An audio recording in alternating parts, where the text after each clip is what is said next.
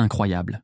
Pendant 10 ans, la recherche sur le spinel rouge s'est révélée être une véritable odyssée gémologique, mêlant terrain, analyse en laboratoire et décryptage des réseaux commerciaux les plus opaques. Longtemps éclipsé par le rubis, auquel il fut confondu pendant des siècles, comme l'illustre le célèbre rubis du prince noir de la couronne britannique, qui est en réalité un spinel, ce minéral de la famille des oxydes, M-2O4, s'est progressivement imposé comme l'une des pierres les plus convoitées du marché mondial.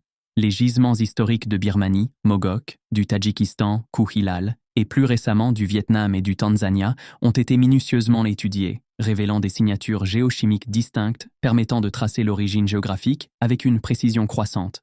La recherche a également mis en lumière un paradoxe commercial majeur. Le spinel rouge de haute qualité, non traité par définition, contrairement au rubis dont plus de 95% des spécimens commercialisés sont chauffés, reste structurellement sous-évalué malgré une rareté objective supérieure à celle de nombreuses corundum de premier plan.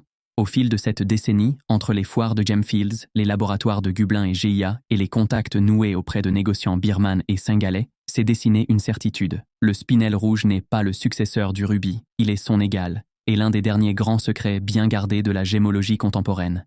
Merci de partager et liker cette vidéo. Chaîne éducative créée par James D. Exception.